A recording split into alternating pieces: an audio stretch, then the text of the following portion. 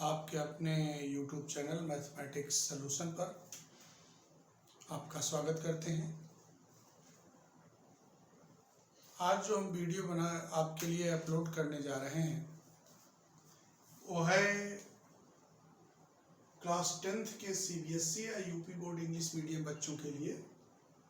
Chapter first है real number, और अभी एक ही दो लेक्चर हमने अपलोड किया है। कोशिश कर रहे हैं कंटिन्यूटी हमारी फिर से बन जाए, थोड़ा सा डिस्टरबेंस रहा बीच में। एक्सरसाइज 1.1 के क्वेश्चंस हमने बताए थे, टर्मिनेटिंग डेसिमल और नॉन टर्मिनेटिंग डेसिमल पे। 2-3 क्वेश्चन बच गए थे। क्वेश्चन नंबर 5, 6, 7 3 क्वेश्चन है अभी, और उन्हीं को हमको यहाँ पे बताना है। पहला क्वेश्चन क्या है हमारे लिए? देखिए, पहला क्वेश्चन यह है हमारे लिए कि check whether 6 power n can end with the digit 0 for any natural number n। ठीक है, क्या कह रहा है? Check whether 6 power n can end with the digit 0 for any natural number n। ठीक है,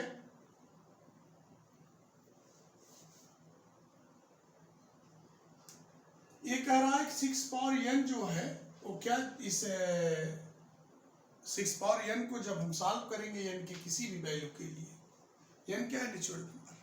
ठीक, तो क्या इसका इंड 0 से होगा, या यानी क्या इसके वंस के प्लेस पे 0 आएगा? यही क्वेश्चन है। यहां ध्यान दीजिएगा कि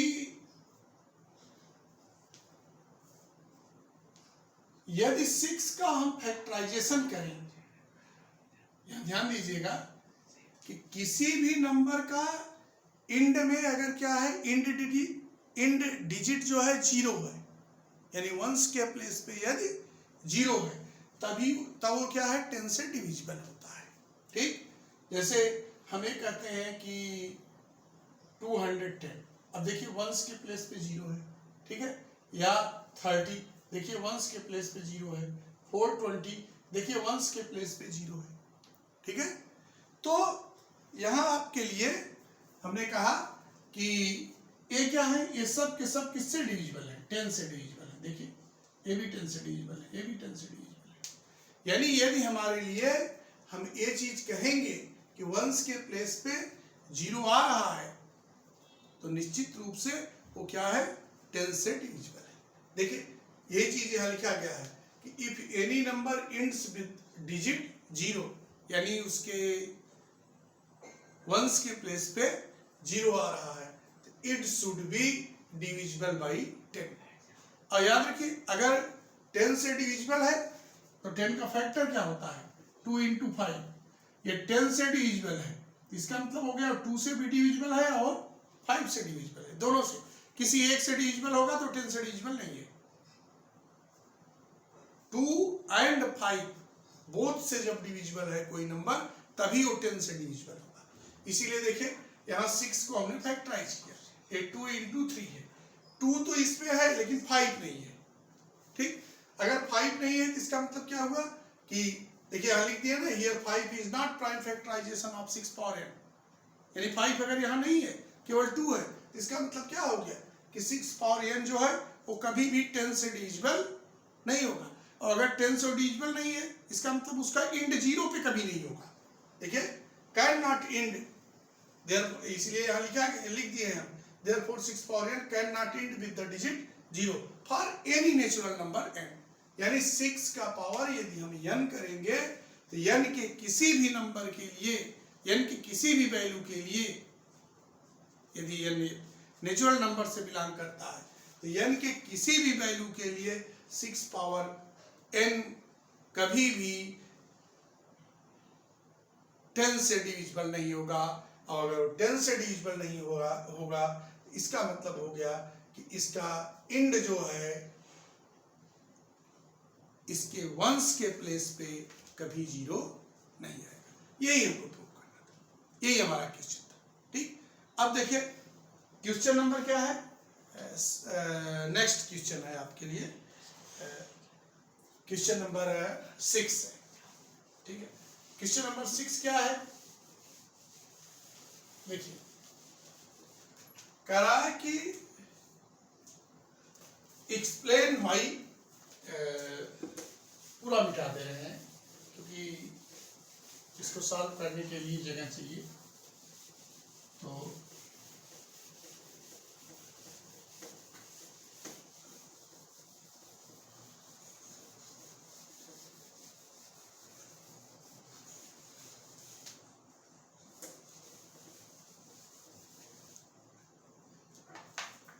देखिए नेक्स्ट प्रॉब्लम आपके पास है क्वेश्चन नंबर 6, एक्सप्लेन वाई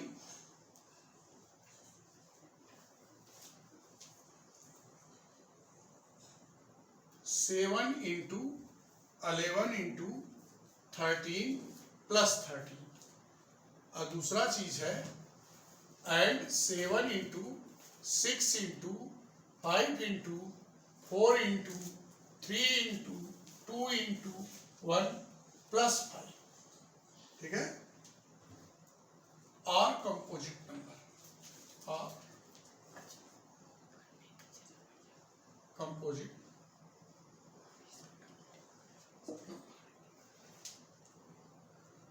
ठीक है। यही आपके लिए यहाँ पे क्वेश्चन है, ध्यान दीजिएगा। यहाँ पे आपके लिए हम बता चुके हैं कि नंबर्स दो टाइप के होते हैं, एक प्राइम नंबर होते हैं और दूसरे क्या होते हैं, कंपोजिट नंबर होते हैं। प्राइम नंबर्स क्या है, जो 1 से डिविजिबल है या इटसेल्फ से, कोई भी नंबर जो 1 से डिविजिबल है या इटसेल्फ से डिविजिबल है, यानी 1 एंड इटसेल्फ, वे क्या है, प्राइम नंबर्स है, ठीक। और वे नंबर्स जो इन दोनों के अलावा किसी तीसरे नंबर से भी डिविजिबल है, यानी कोई नंबर है वो 1 से डिविजिबल है, इटसेल्फ से डिविजिबल है, इसके अलावा एक और कोई नंबर है जिससे वो डिविजिबल है, उसे हम क्या कहेंगे, कंपोजिट नंबर, ठीक है। कंपोजिट नंबर में ही आपके लिए जो नंबर्स आप पढ़ते हैं, तमाम नंबर्स आते हैं, तो दो ही यहाँ पे टाइप्स के नंबर्स की बात कर रहे हैं, एक प्राइम और दूसरा कंपोजिट, ठीक। तो अब याद रखिए यहाँ हमको क्या शो करना है कि ये दोनों कंपोजिट है कि नहीं है। यदि 1 और इटसेल्फ के अलावा इन दो नंबर्स के अतिरिक्त एक किसी तीसरे नंबर से डिविजिबल हो गया तो इसकी मीनिंग हो गई कि कंपोजिट नंबर। बहुत सिंपल सी बात है, यहाँ कोई बहुत ऐसी चीज नहीं है जिसको हम दिखाएंगे आपके लिए। अब देखिए जरा सोल्यूशन में वी है 7 इंटू 11 इंटू 13 प्लस 13, ये किसके इक्वल है, देखो 7 इंटू 11 प्लस 1 और 13 ले लिए कॉमन।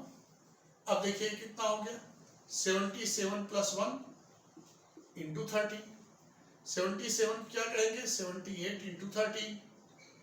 अब देखिए 78 क्या हुआ, ये हो गया, अगर इसको फैक्टराइज करेंगे 2 इंटू 3 इंटू 13 इंटू 13। आप देखिए यहां इसके पास 2, 3 और 13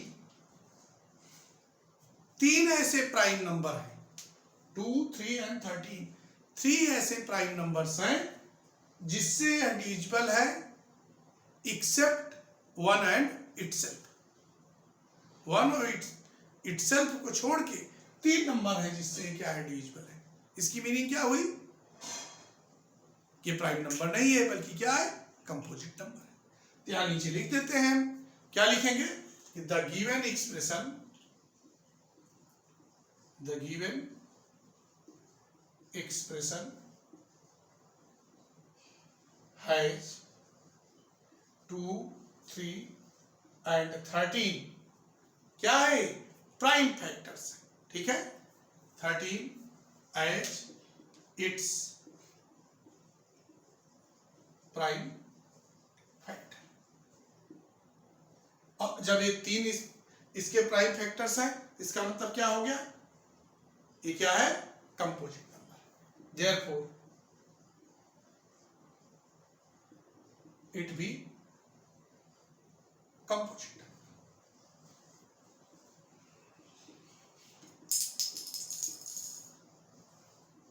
अच्छा, अब एक और चीज देखिए, नेक्स्ट आपके पास क्या है,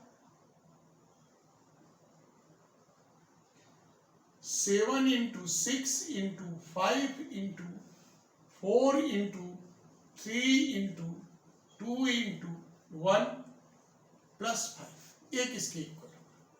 देखिए ये हो गया 7 into 6 into 4 into 3 into 2 into 1 plus 1 और फिर into 5।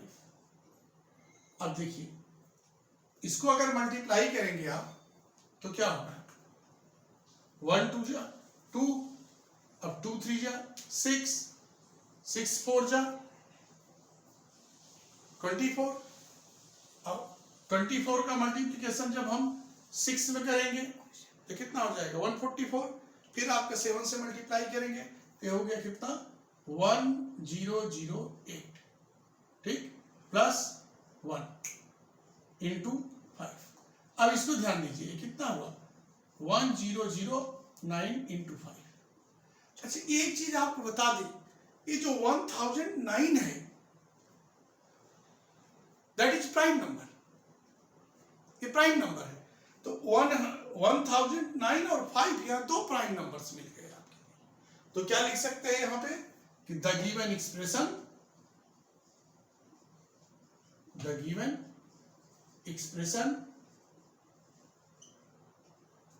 has 5 and 1009 as its prime factorization, या कल लिख सकते हैं प्राइम फैक्टर्स, जो भी लिखते हैं प्राइम फैक्टर्स ही लिख दीजिए, ज्यादा अच्छा है, ठीक है। Therefore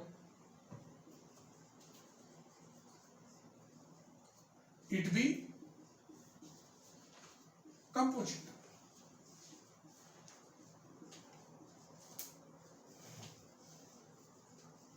ये हो गया आपके लिए कौन सा क्वेश्चन, क्वेश्चन नंबर 6। अब लास्ट क्वेश्चन आपके पास है क्वेश्चन नंबर 7, ठीक है, उसको हम पढ़ दे रहे हैं और आप उसको नोट कर लीजिएगा, क्योंकि आपको हम बता चुके हैं कि हम कहाँ से पढ़ा रहे हैं इसको, एनसीईआरटी बुक्स पढ़ा रहे हैं। एनसीईआरटी बुक्स का ही हम यूज कर रहे हैं, एनसीईआरटी बुक का एक्सरसाइज 1.1 है, ठीक है। और यहाँ पे हम क्वेश्चन नंबर 7 को सॉल्व कर रहे हैं। थोड़ा सा आप अगर समझ लेंगे इस चीज को तो बहुत आसान हो जाएगा ये क्वेश्चन, इसमें कुछ है नहीं, लेकिन थोड़ा बच्चे इसको देख के डरते हैं इस क्वेश्चन को। क्या है, कह रहा है कि देखिए क्वेश्चन यही है कि there is a circular path around a sports field. देखिए एक स्पोर्ट्स फील्ड है, खेल का मैदान है, ठीक है, इसके चारों तरफ क्या है, पाथ है, तो पाथ भी सर्कुलर होगा। कह रहा है कि पाथ सर्कुलर है, ठीक।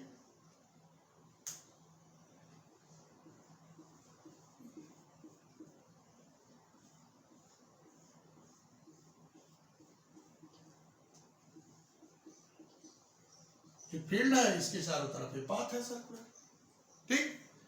कह रहा है यहाँ पे जो क्वेश्चन है वो आपके पास यह है कि there is a circular path around a sports field. Sonia takes 18 minutes, Sonia जो है 18 मिनट्स लेती है, यानी वो ड्राइव कर रही है, कार ड्राइव कर रही हो, बाइक ड्राइव कर रही है, जो भी ड्राइव कर रही। सोनिया क्या है, स्टार्टिंग पॉइंट मान लीजिए है, कह रहा है कि सोनिया यहां से जब स्टार्ट कर रही है ड्राइव करना तो 18 मिनट में वो एक चक्कर लगा रही है, ठीक है, drive 1 round of the field. और रवि जो है वह भी इसी स्टार्टिंग पॉइंट से ड्राइव कर रहा है, ठीक है, और वो कितना लेता है 12 मिनट लेता है एक चक्कर पूरा करने में।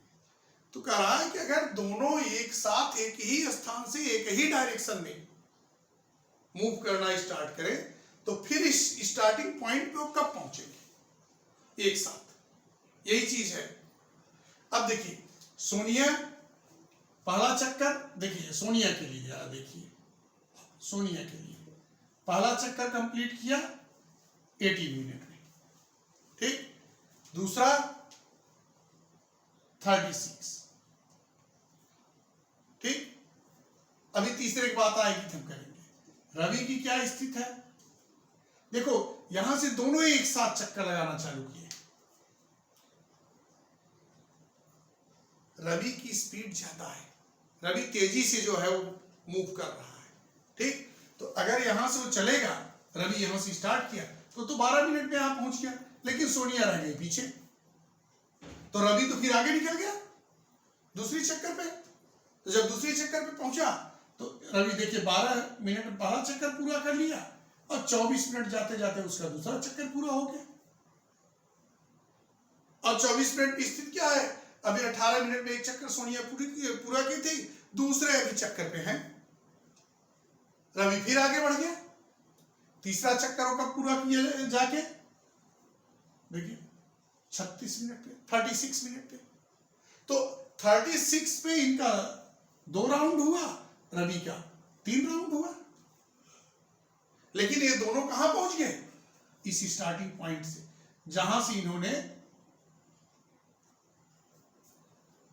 ड्राइव स्टार्ट किया था। आपके दिमाग में एक बात होनी चाहिए कि यहां ये दिया गया है कि 12 मिनट और 18 मिनट, हम क्या करें 12 और 18 का एलसीएम ले लें, जो आएगा वही क्या होगा, वही वह टाइम होगा जब फिर से वे दोनों स्टार्टिंग पॉइंट पे पहुंचेंगे। हम क्या करेंगे, हम यहाँ पे 12 और 18 दोनों का क्या ले रहे हैं एलसीएम। तो आप देखिए ये हो गया 6 9, फिर हो जाएगा 3